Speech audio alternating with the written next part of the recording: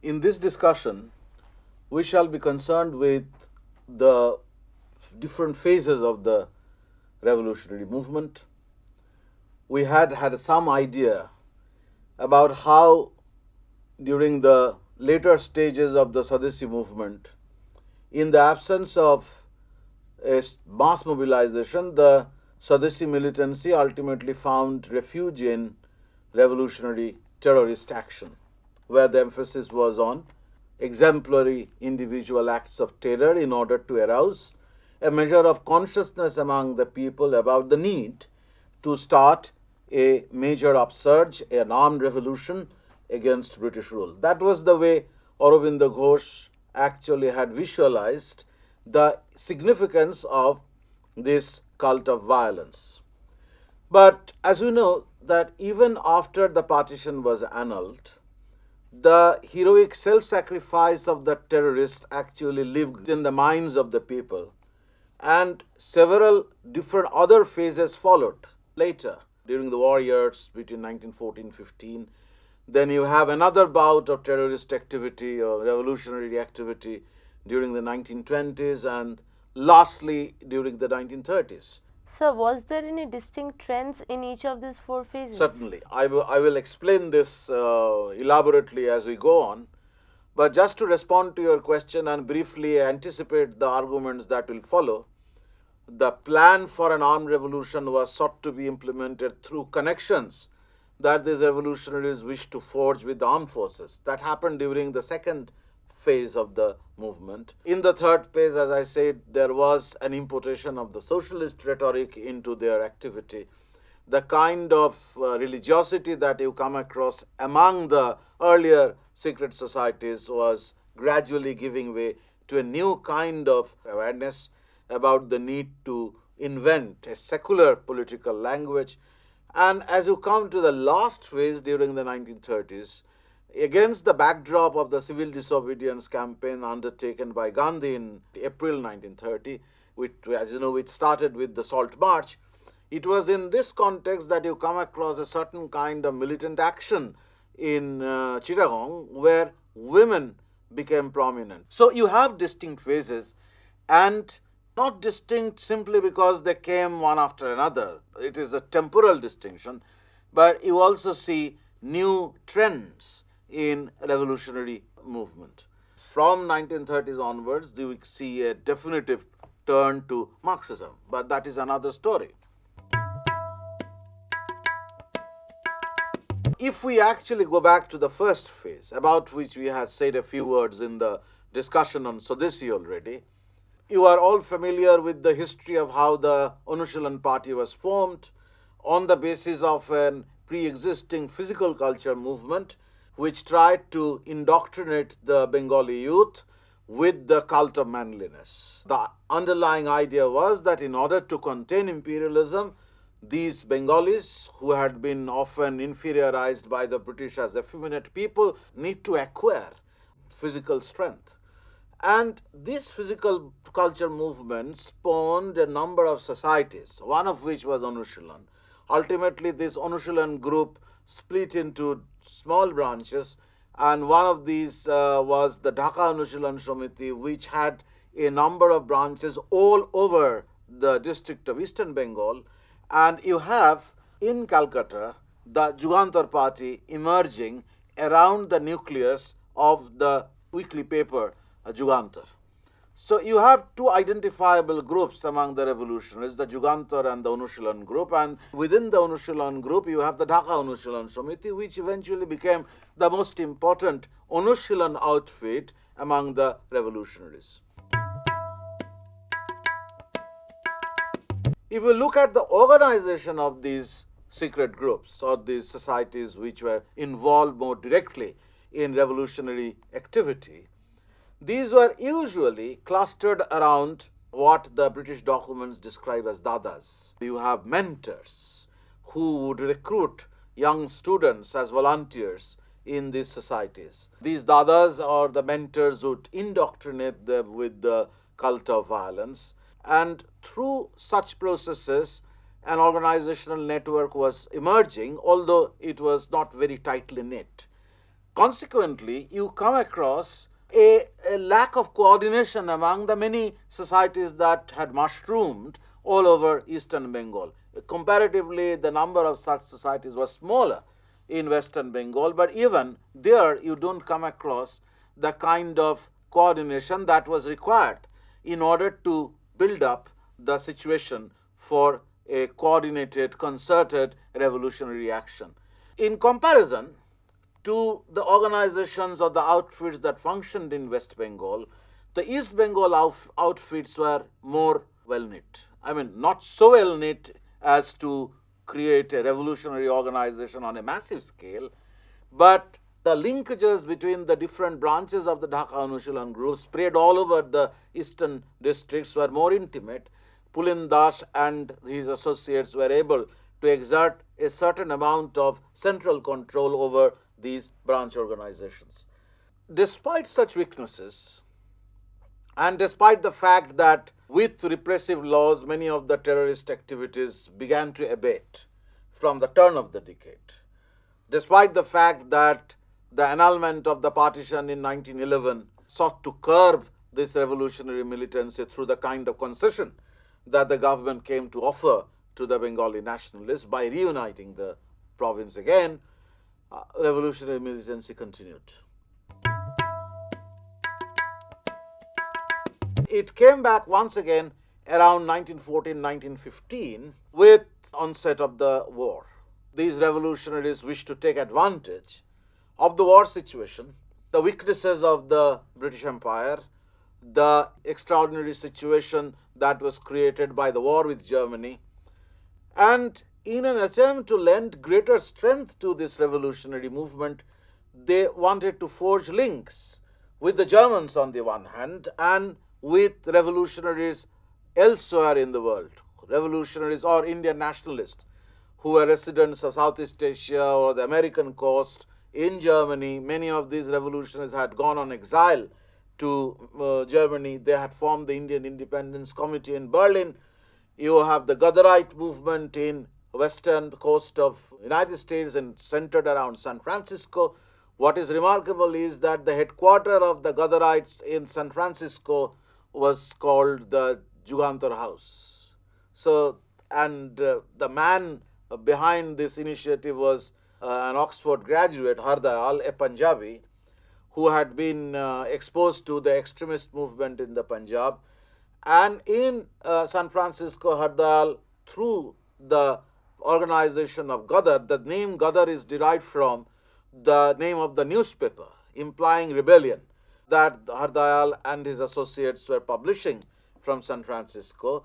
Hardayal was preaching among the Sikh residents of the region and also in the western part of Canada, asking them to return to India to participate in an armed revolution against the British. So you have a sort of militant movement taking place among the Indian settlers abroad, particularly in the United States. You have, on the other hand, the functioning of the Indian Independence Committee in Berlin. The connections were established between the Ghaddarites and the Indian Independence Committee, and together they were trying to use the German Channel for importation of arms to India. So you can see clearly a very important development on the earlier brand of militancy, which was limited to exemplary individual acts. In the second phase, there was a certain move towards the implementation of this vision of an armed revolution on a more elaborate scale by importing arms, by linking up with the Germans, by linking up with the revolutionaries or the Indian nationalists settled abroad who were expected to mobilize resources in order to buy arms and ammunitions for the revolutionaries here. So in 1914, one important incident actually charged the Ghaddarites. It's known as the Komagata Maru incident in Bajbaj. There was a riotous situation at these ship, Komagata Maru, anchored at Bajbaj, and these people who were actually moving from one port to another, who was expected to land at Vancouver, and they were refused entry into Vancouver. They moved from Vancouver to Hong Kong, and then from Hong Kong they came to Calcutta. in order to go to Punjab. So, this Komagata Maru incident was certainly a very important event. Sir, what is the importance of this Komagata Maru incident? Yes, in the first place, the event itself was a shocking event because these Punjabis, the Sheikhs mainly, who landed at Bajbaj, became involved in a riot, and many of them were killed because of police firing. And many others actually traveled to Punjab. And by way of preaching sedition among the Punjabi army men, they actually started plotting for an army revolt. Even the date was fixed. 15 February, these army men at Firozpur, at Rawalpindi, they were expected to rise in rebellion against the British authorities. This didn't actually come through because the intelligence was able to uncover the plot. But as you see clearly that the movement did no longer remain limited. It was moving out. It was affecting others. There was a clear indication of how through such links that some of the revolutionaries had been able to establish an armed revolt was figuring on the agenda. Now, this was the Komagata Maru incident and the consequent planning for an armed revolt using the disgruntled Ghadarites, using the Ghadarite link with the Punjab in order to motivate armed forces to rise in arms against the British. There was a parallel initiative in Bengal as well, largely by the Jugantar group, now under the leadership of a man called Jatin Mukherjee. Bagha Jatin, as he was called. Jatin with the strength of a tiger. Now, Jatin Mukherjee and the Jugantar party depended on some of their agents who had already left India and had gone to Southeast Asia. Narendranath Bhattacharya, who later on became Manobendranath Rai and became converted to Marxism, and one of the architects of the Indian Communist Party in the earliest stage, when this party was, an Indian Communist Party was formed in Tashkent in 1921. Now, before he became Manobendranath Rai, he was associated with the Jugantar Party, went to the Southeast Asia, went to Singapore and traveled around Southeast Asia in order to ensure, through German channels, importation of arms and ammunition, which the Jugantar Party wished to use in order, once again, to start a more elaborate kind of an armed revolution. Once again, as you know, there were several attempts by Narendranath Bhattacharya or Abani Mukherjee or Rashbihari Bose, who in the meanwhile had gone to Japan. Rashbihari Bose himself was involved, along with Sachindranath Sannal, and Bengali immigrant in Benares, in the attempt on Hardinge's life in 1912. It misfired, and Rashbihari Bose ultimately fled to Japan. Sachindranath Sannal, who was accused of preaching sedition among the armed forces, armed cantonments at Danapur and Benares, was deported. But these are examples of how the movement was trying to acquire greater strength by way of importing arms, by way of establishing links with others elsewhere in the world, with the Ghadarites, using the Ghadarite influence in the Punjab to preach sedition among the army. And Jatin Mukherjee's initiative came around the same time when he was planning this armed revolt against the British by depending on the consignment of arms that Naren Bhattacharya and Abani Mukherjee were expected to send to India. The ship called Maverick was expected to carry these arms to the coast of Orissa, but ultimately this was uncovered. The ship laden with arms and ammunition never arrived. Jatin Mukherjee had to die the martyr's death on the bank of Buribalam, and that has become an important memory of the great revolutionary initiative taken by one of the great martyrs in the history of this country. People of later generations recounted these heroic deeds of men like Jyotirnath Mukherjee. After the second phase, the movement was severely repressed by the Defence of India rules, by a large variety of repressive measures that the government had taken. It had appointed Justice Rowlatt's committee. It is known as the Sedition Committee. The Sedition Committee was expected to recommend even more repressive measures to curb revolutionary militancy or revolutionary violence. So, in the face of the repression, there was a temporary stoppage to such activities, the kind of promise that the militancy of the early part of the decade had shown to some extent frittered away. As we come to the third phase, we come across a somewhat different political scenario in the early part of the 1920s. With the Gandhian movement, the nationalist movement moved in a new direction. Peasants became involved. There was a certain resurgence of mass nationalism. And it is in this context when many of these revolutionaries found repression very hard, they began to use the Congress cover. Many of them became involved in the Congress organizations. In Bengal, in many of the district Congress committees, the revolutionaries or the former revolutionaries who had their commitment to their revolutionary vision became associated with the Congress. So it is in this kind of a context you have to locate this third phase of the revolutionary movement. So did Gandhian movement had any impact on this revolutionary movement? If there was an ideological impact, I don't find much.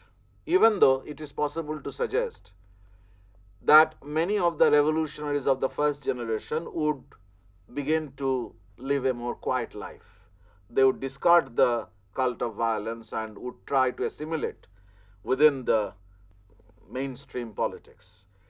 But the ideological appeal of nonviolence didn't cut much ice among those who had already been committed to a certain kind of violent movement or a violent revolution against the British. We all know that this appeal of nonviolence generally in Bengal was not so striking. You have their differences between Gandhi and C.R. Das. In Chittaranjan Das, the Bengalis found their own hero, and C.R. Das maintained connections with these revolutionaries who became involved in the Congress movement. So we come across a situation where many of the Anushilan party activists became quiet or adopted a more quiet posture, while the Jugantar party activists became increasingly associated in the Congress with the Swarajya party of Chittaranjan Das in particular, and later on many of the offshoots of the Jugantar party functioning through different kinds of organizations, all of these became associated in the Congress and also in the factional politics of the Congress. This was one development among the revolutionaries that we come across in the backdrop of the non-cooperation movement. But what requires to be stressed is that the failure of the non-cooperation or the withdrawal of the non-cooperation created a certain degree of disillusionment in which we come across once again the trend towards militant action. We see around the middle of the decade several initiatives, several dacoities committed by the Swadeshi militants in order to procure money for purchase of arms, for building organizations, etc. But what is remarkable about this third phase is that these Bengal revolutionaries, some of their compatriots who had been settlers in North India, in Benares, we have the example of Sachindranath Sannal, you have Ajay Ghosh from North India once again. These who had been initially indoctrinated with these ideas had been able to establish links with the local population. And the outcome became very remarkable in Punjab. Sachin Sannal had formed the Hindustan Republican Army, which had discarded the old religiosity of the first generation revolutionaries and adopted a more secular and socialist posture, considering that the final objective of this revolutionary initiative was to achieve an egalitarian nation in India. And one of the consequences of this was the Hindustan Socialist Republican Army. This was established in 1928 by Bhagat Singh. Bhagat Singh, of course, was one of them. You have Batukeshwar Datta and a few others. Sachindranath Sannal's brother was also associated with this initiative. They imported into this revolutionary movement, this militant movement, a socialist rhetoric and also atheist to some extent. Excuse me, sir, were there only Hindus involved in the revolutionary movements? Generally so. I mean, you have the Sikhs also becoming involved in this revolutionary initiative from the second decade of the 20th century. But we also come across a few Muslim militants who were plotting a revolution from their exile at Kabul. These people were protagonists of Khilafat. They had become extremely hostile to the British for their maltreatment of the Turkish Caliph, and because of this they became involved also in the non-cooperation movement. You have some instances of Muslim leaders being infected by this kind of militancy, particularly because of this Khilafat issue. But generally, if you look at the composition of the different militant groups in India, you don't come across a large number of them. As you come to the fourth phase in the 1930s, once again at the backdrop of this initiative towards civil disobedience campaign, one of the most important terrorist outrages in early April synchronized with Gandhi's Salt March.